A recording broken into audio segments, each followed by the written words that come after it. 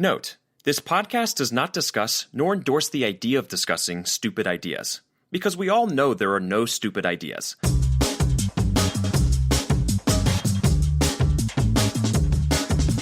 Hello, and welcome to Discussing Stupid, the podcast where we will tackle everything digitally stupid, from stupid users and the crazy things they do, to stupid practices and the people who use them. We'll explore the stupid things we all do, and maybe even come up with a few ideas on how to do things better. And now that I got your attention, let's start discussing stupid. Hello and welcome to the first broadcast of the podcast. I'm Virgil Carroll, your host and principal human solutions architect at HiMonkey, living in the beautiful city of Minneapolis, Minnesota. Welcome to my first show. I'm really excited to finally get this off the ground and really excited about a lot of the topics that we have coming up. For our first topic, really wanted to talk about something a little bit next generation, something a little bit newer that kind of hits it. And one of the things that came up in a very big way is kind of the world of artificial intelligence, bringing artificial intelligence into the digital customer experience. And I thought one of the ways that we could really look at this was to look at it from a search perspective, because obviously when you look at services such as Alexa, Siri, or Hey Google, and that's fundamentally what they are, is search engines. You ask them a question, they try to give you back an answer. So today we're going to talk about artificial intelligence in search. And to help me out with that, I have joining me Ben Tilley, who is Vice President of Sales and Marketing at Funnelback. Funnelback is an enterprise search engine company based out of Australia, and Ben's going to bring some of his experience in this area as well. Well, Ben, welcome to episode 1. If you can actually believe it, you're going to be the first person anybody's ever going to hear on Discussing Stupid, which I'm sure, since this is going to be like one of the most popular podcasts of all time, you're going to be quite famous after this. Why don't we start out by maybe giving a little bit more background about yourself and kind of what makes you an expert in the world of search?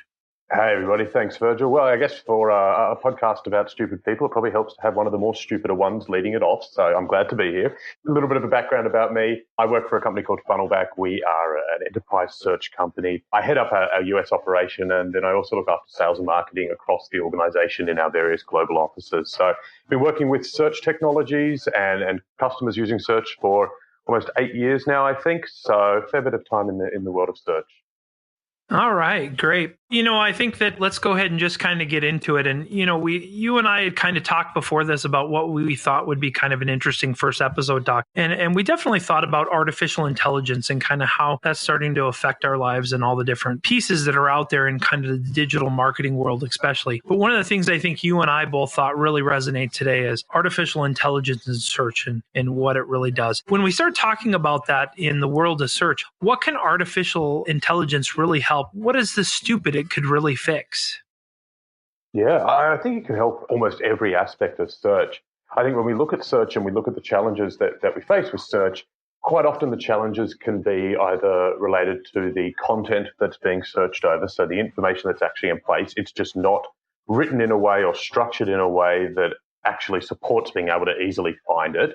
And then the other side of that is the people who are actually running the searches. They don't know what to search for. They might be searching for terms that have nothing to do with what they actually want. So being able to aid them in the way in which they search is also very, very helpful when it comes to improving the search experience. So wait, I just want to understand what you're saying. So you're actually saying that most people don't know how to search? Well, I would say there are better ways to search than what most people do. So, we'll often get reports back of people going, I can't find this piece of information. And it's because they entered in a generic one keyword. They entered in one keyword to try and find it. And really, actually, the keyword had nothing to do with what they were looking for. So I would say that quite often people don't know how to search. But we in the world of search and people who use search technologies, we should be doing everything we can to make it easier for them so they don't have to know how to search, so we can aid them in their search. Obviously there was a lot of sarcasm in that question. Oh, I tell you what, I can't think of how many times I've done usability tests around search and just the crazy, crazy things that I see from that. It's not that people are stupid. They don't understand it. I mean, they don't necessarily have the concept of everything that goes behind a search engine. How many times have I seen somebody go to Google and make the most basic searches? Well, the problem is when you go to something like Google, you get a result and you don't tend to have a lot of expectations around that. But from a corporate standpoint, or if you have it on your public website, or if it's part of your digital workplace or whatever it is, people do the same type of bad searches, but then they also have these expectations that go along with it. And how many times have I seen somebody look for a particular type of form on an intranet and go into the search box and type in the word form and hit enter and not really understand what they're doing? Basically, what we're talking about is then all you really need to do is you need to just have artificial intelligence in your search and you'll never have to worry about that again, right? Yeah, absolutely. You just tick the artificial intelligence box in the setup for your search, and then it works. And everyone God, wouldn't that be nice? After that, yeah. Yeah. Well, and the reality is that's what every business owner thinks is that, they have no concept of technology. So it must be, well, don't you just turn that on and all of a sudden everything's working well? And that's a real challenge to try and overcome. There is a lot of marketing by a lot of organizations out there at the moment that puts the message forth that is actually all you need to do. And maybe that might be true for their platforms and the way in which they're using various artificial intelligence or machine learning technologies. But certainly from search, it requires a little bit more effort than that. There's certainly some time that needs to be spent in terms of tuning and training the various machine learning and artificial technologies out there. Yeah, well, we all know that's not really real in their worlds either. I mean, there's a lot of work that goes behind artificial intelligence. And let's be honest, I mean, sorry, to have you on here and to pick on this, but sales and marketing folks will make it seem like, yeah, you just flip a switch and that's all it takes. But overall, there are some benefits of it from that standpoint. And so when you talk to organizations and you're talking to them, let's kind of tackle public website search and that. Where can AI really help? We kind of talked about that it might be able to better understand what people are trying to find when they're bad searchers, but how can it help an organization better understand and do something about the way it services searches on its website? Yeah, well, I think one of the first places to look is to look at the content that's actually being indexed and served up as a part of search. And that's often the first point where search can start to fail. If your content is not structured in a way that works with the search engine that you've got in place, then it's going to be very, very challenging for people to find things. And it's also quite a challenging conversation to have with an organization. Organizations might go out there and put a search engine in place, and they have fairly realistic expectations that search engine is going to improve the ability of their users to find things, which I think is completely fair. You're purchasing a search engine, you're going to want to use it to search. But then they go out and they get a search engine and they put it in place, and then they set it all up, and then it stops working, or it's not finding relevant information. And then they get told, oh, well, actually, the problem is not the fact that the search engine's not working. It's the fact that your content's terrible. And so you're going to have to go and fix all of that content before the search engine works. And I think that's where AI and machine learning can start to help, because you can sit down with an organization and go, okay, look, your content's terrible, and your content is really having a negative impact on the effectiveness of your search.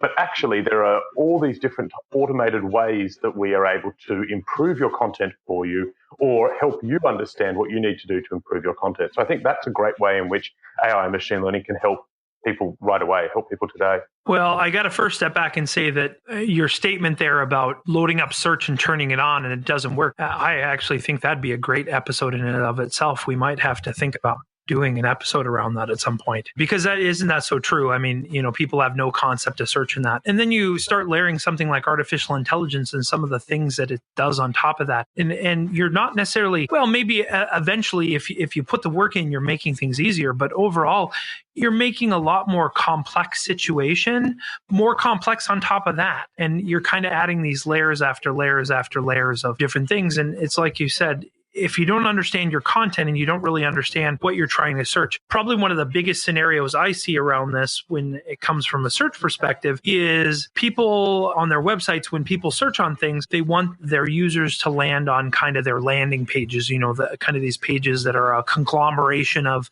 all these different topics and that maybe have more like 1 to 2 sentences or maybe a paragraph about a particular topic just to kind of do an introduction. From a marketer's perspective, that makes a lot of sense because they want you to kind of get to the high end fluff of stuff and kind of learn that and then potentially work your way in. As a matter of fact, from an information architecture standpoint, that can make sense as well because sometimes we can overload people with information up front when you're navigating through a website. And we want to make sure that they really kind of have an opportunity to learn kind of the basics and then dig deeper. But when we actually look at search and the way search works, it doesn't really work the same way because from a search perspective, the first and foremost, a search works about words. It works about words and locations of words and the words that you use. And if you have a great detail about a topic versus a brief detail about a topic, overall, fundamentally, search should always show that great detail about that topic more because there's more instances of the word. If you typed in a phrase in the search engine, it's probably seeing those words more in close proximity and numerous times and all that kind of stuff. One of the things I think about AI, and you can tell me if you feel like this is the direction that it's going, is that AI can help learn that, yeah, okay, you were searching on this, but actually, we've found that most people want to actually go here and get the basics first. Yeah, for sure. And certainly that's something that's actually already being used at the moment. I think it's important to point out that AI is such a broad term and such a broad category. And in fact, there are elements of AI and elements of machine learning that have already been in search engines for years, and in our search engine for years as well. And the ability to do that is certainly one thing that does exist at the moment and could easily be categorized as AI or machine learning. But yeah, being able to understand more about what the user should be searching for. So not what they're searching for, but what they should be searching for based on how people who exhibit similar behavior to them have searched in the past.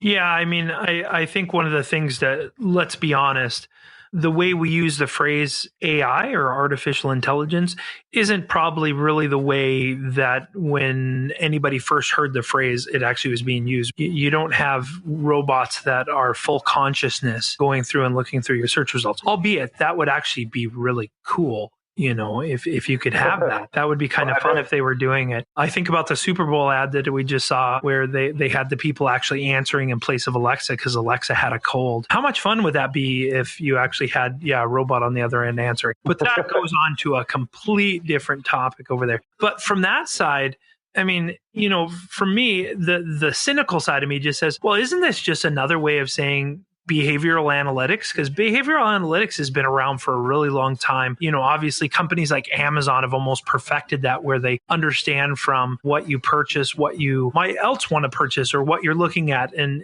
constantly delude you with all this information that you need, and frankly, information you don't need that goes along the sides. And isn't that really what this AI stuff is doing is just a better way of saying behavioral analytics and that's really all it is? I think it's broader than that. I certainly agree with you that AI is a term that is used for lots of different things that had completely useful terms beforehand. So they had terms that actually made sense beforehand that are now being grouped under AI. And definitely what you've described is a really big part of it. But there are other elements of it as well. Certainly some of the more complex sides of AI, like things like image recognition, I think they call it Google Vision, the Google Vision API, are still considered part of AI and are definitely different to that. So I'd say it's part of it, but AI has become so broad these days that it's covering so many different areas. Yeah, I suppose I can see that. And, one of the areas that I know that is really up and coming these days is voice-based activities. And I know that's actually getting to be a huge thing in the search environment where now not only can you search from the standpoint of just looking at typing words in a search box, but now you could actually ask Alexa a question and have Alexa get you the answer, which fundamentally is search in that. And so are you seeing that in your world you're starting to need to recognize that potentially one of the futures and that is going to be voice recognition? And I got to imagine that's where one of the areas where AI would become very important because everybody speaks differently.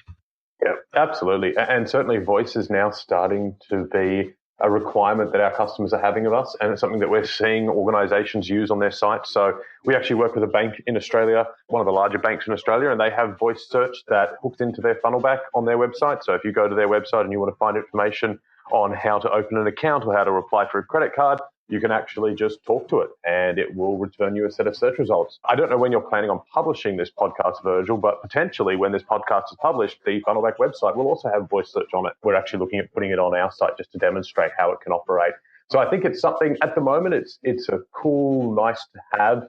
I haven't yet had a customer say to me, we absolutely must have voice search. It is a mandatory requirement. But I think soon, as more and more people start putting it on their site and then more and more people get used to the convenience of searching with your voice, it is going to become a mandatory requirement and everyone's going to be expected to have it.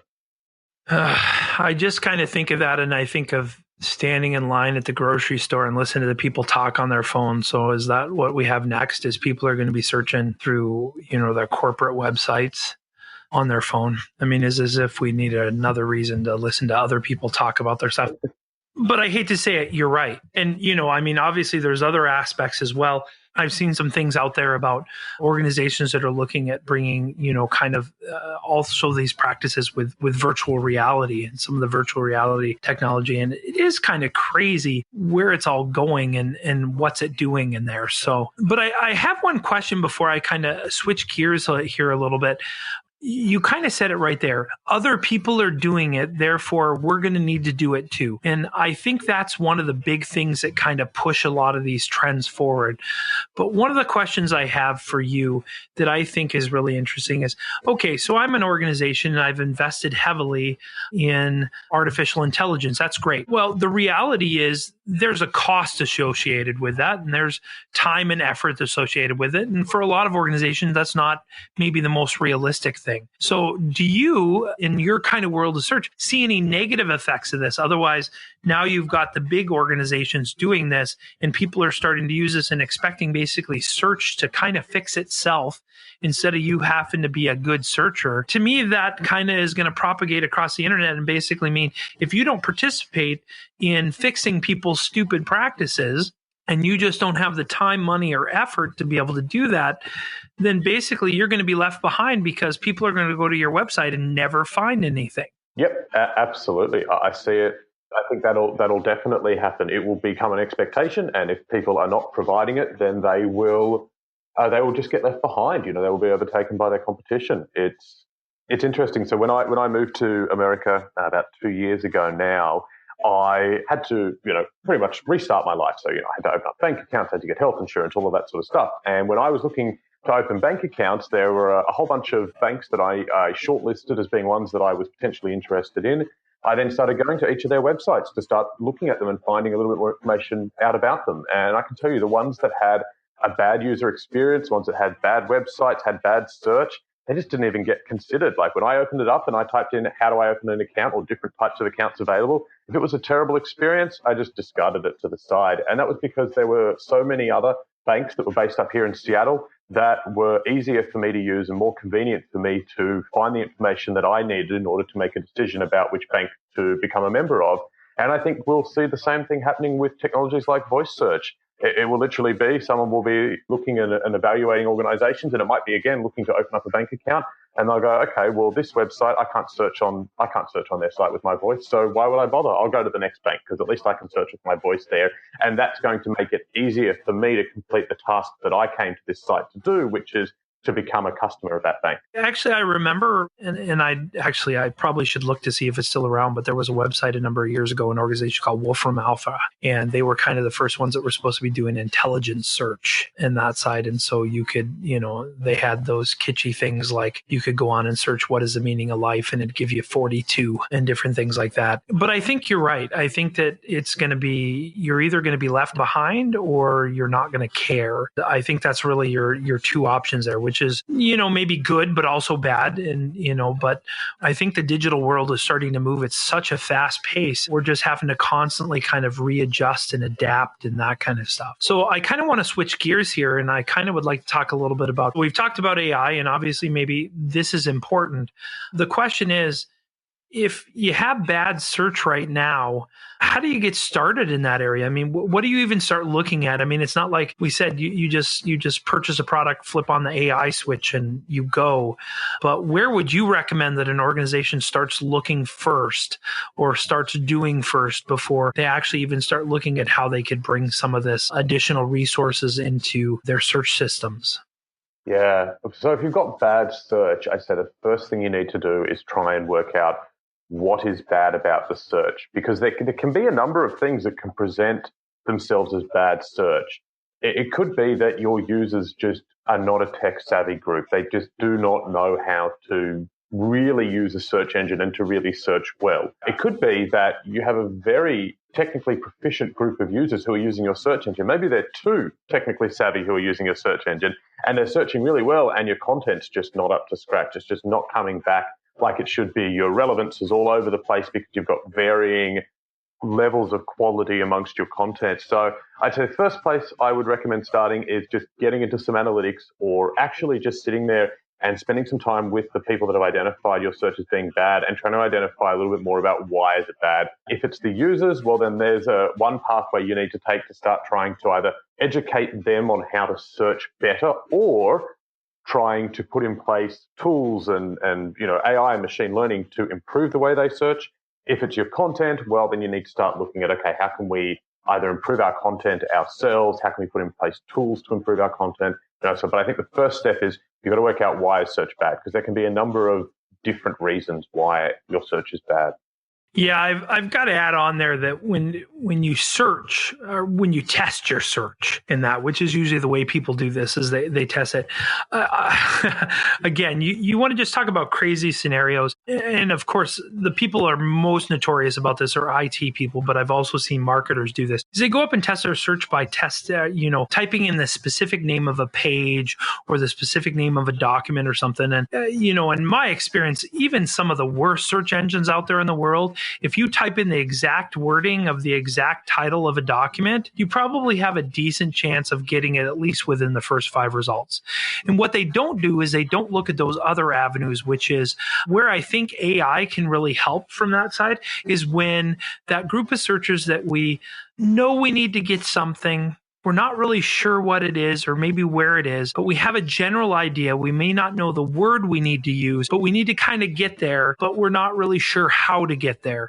And I think first and foremost, if you aren't testing your search that way, then you don't know really well whether it works or not. And like you said, kind of looking into analytics a lot of times will give you that. I think one of the more entertaining things I ever see when I look in our Google Analytics is why people get to us. We have a huge amount of traffic to our blog site because of a OneNote and Kanban board blog post one of our project managers did like 7 or 8 years ago. I mean, we literally get thousands and thousands of visits a month to our site because of that one post. Does that really have anything to do with our business? No, but it was something that person decided at the moment to do. But when you look at that and you look at the reason people get to it, it's amazing how many people actually visit highmonkey.com because they search on OneNote and project management and that kind of stuff. So I think that's a very important side of that. So let's say that I go through there and I kind of have some understanding of what maybe the issues are.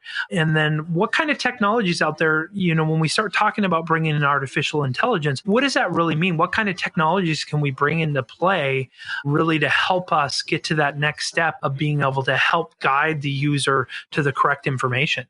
Yeah, also on the content side, I'd say one of the easiest things to do is to start looking at how you can bring in some natural language processing to extract entities from unstructured content. So a very common issue with content is that it's structured poorly. And what I mean by being structured poorly is that metadata is either useless or non-existent, or part of your content might have great metadata and the rest of the content might have okay metadata.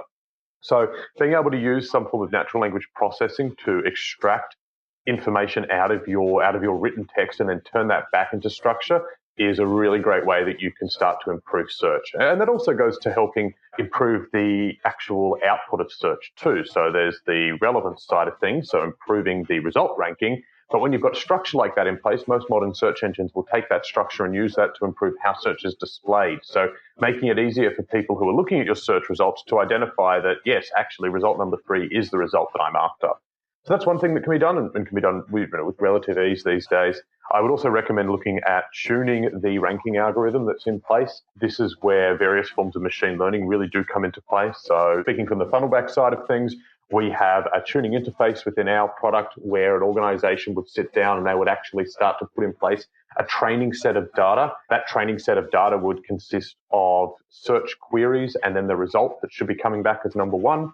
And in fact, that's actually a great opportunity for an organization to really sit down and have a think about the different use cases for their search and to look at their analytics as to how people are searching right now. And then once you put the training set in, there are various algorithms that take over and start to look at all the different ranking parameters that exist within the search engine, and they start to alter them until it finds the combination that best suits the training set that you've put in place. I know within Funnelback we have 72 individual parameters that can be used to determine relevance. Each one of them can be set to any number of settings, so you can start to imagine all the different combinations that are possible.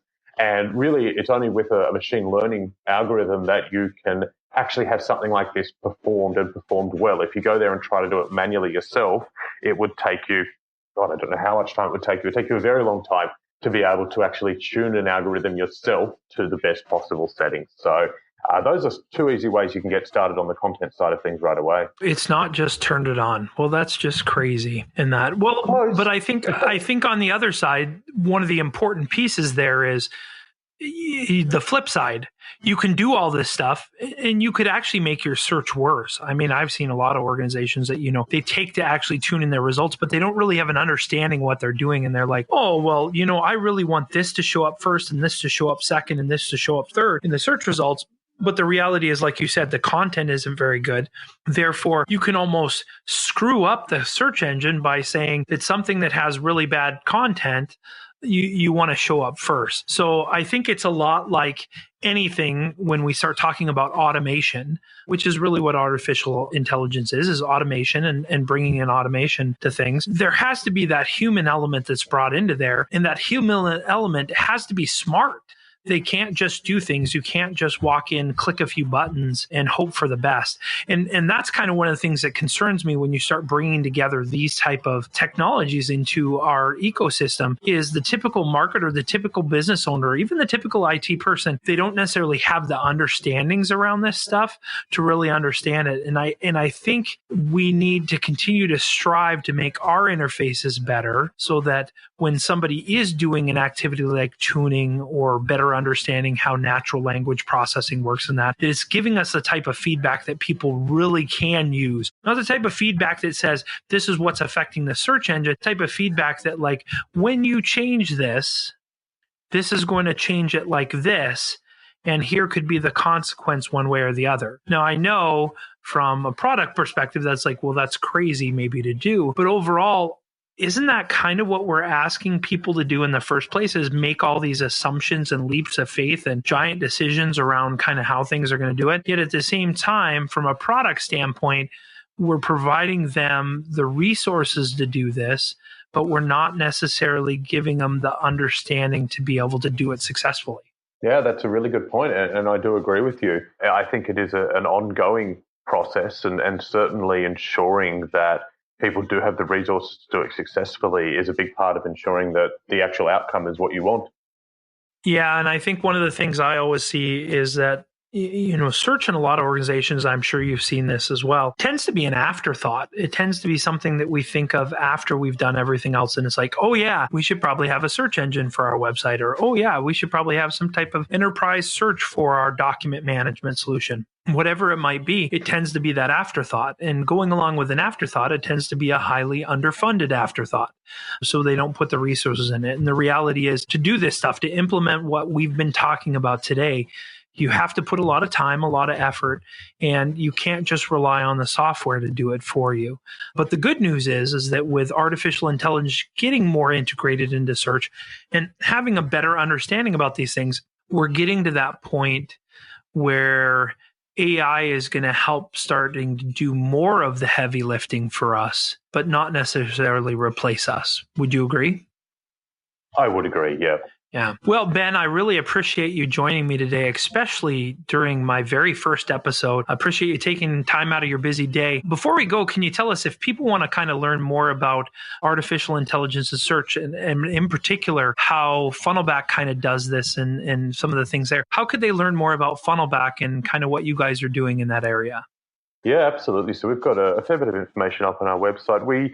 I will call it out now, we have deliberately been very careful about promising AI and machine learning aspects of our product. And by that, I mean, we're not using messaging or language which talks about having AI available as soon as you click the button out of the box. But we've certainly put up a lot of blog posts and a lot of content about where we see AI influencing search and the ways in which we're using it within our product at the moment. So funnelback.com is our website. I would definitely recommend going to the blog section, as that's probably where we've got the bulk of the information right now, because, it's fair to say that while we do use aspects of machine learning and AI within our product, there's still a long way to go. And so most of the information that I think is going to be useful and interesting to people is actually in our blog section, where members of our staff are just talking about what they see as being the direction that it's going to take, or areas in which they're experimenting with it, rather than a formal product section on our site that talks about our AI product that you can just turn on with the click of the button. Well, great. Well, again, Ben, thank you for joining me today. And hopefully our discussion gave people some new insight into artificial intelligence and search. Absolutely. Fantastic. Thank you for having me here. In my final segment of the podcast, I want to talk about stupid buzzwords, and I call this segment the stupid buzz. So what do I mean by stupid buzzwords? I basically mean words that used to have meaning that we've kind of in the digital world taken and made meaningless. Now, this one arguably may not have had a lot of meaning prior, but overall it is something that is completely misunderstood, and that is chatbot. What is a chatbot? Do you know what a chatbot is? Does anybody really know what a chatbot is? In very simple, plain human language, a chatbot means an automated system that I ask a question and it responds back. How does that relate to artificial intelligence? Well, they try and take it a little bit further and say that it has an understanding. Maybe it's using search natural language processing, all those kind of things, and it's actually providing some type of meaningful response back to you. The problem is that nobody seems to really understand what these things are for, yet it's really a fad that everybody seems to think they need. So now, instead of having some type of chat module on top of your e-commerce platform or having some type of discussion forum for your employees to get something, you want to have an automated system that basically doesn't make you work and takes care of this for you. But there's a few things you should know about chatbots really that are very important. Number one, chatbots are really only sophisticated as you make them. They don't start out. There is no chatbot here that is already smart. There is something that you have to build yourself and actually do it. Now, there are some commercial products out there, but again, you still have to teach them what they need to learn. They don't learn phrases on their own. You have to give them their phrases. Those that do learn phrases on their own, you're probably not going to want to use in your instance. Number two, does your business actually need a chatbot? This again is kind of a fad that people have been talking about, but do you really need one? Do you have a business purpose for this? And what is that business purpose? If you have maybe a business where you're communicating with your clients on a regular basis, or customers need to constantly communicate, maybe there's some benefit to having automated processes versus having an actual human at the other end. But overall, what tends to happen is we tend to deploy these without really much need or understanding of why we need these things and that. And so when you kind of look at that and you kind of look at what this is, chatbots to me is very much a fad. It was a huge thing in 2017, and you're actually already starting to hear a lot less of it in 2018, because the reality is it's kind of cool and new and thinking everybody could get an automated answer that they could actually understand. But in reality, there's just not a lot behind it, and a lot of people can't do it. And the one thing I'll leave you with before I sign off here is, why do we keep trying to replace people and the meaning of words when they're so much more meaningful when they come out of somebody's mouth? And with that, we officially end our first episode. Thank you for joining me. I hope you enjoyed the topic. We have a lot more interesting discussions coming up around a whole wide variety of topics, and I'm really excited for where this podcast might go. You can subscribe to us through many of the most popular podcast directories, such as iTunes, Stitcher, and SoundCloud, or you can visit us on the web at discussingstupid.com. If you have any questions or comments, feel free to email us at me@discussingstupid.com or visit us on Twitter with the handle @discussingstupid. So thank you again for joining, and until the next time we do, You can just discuss stupid on your own.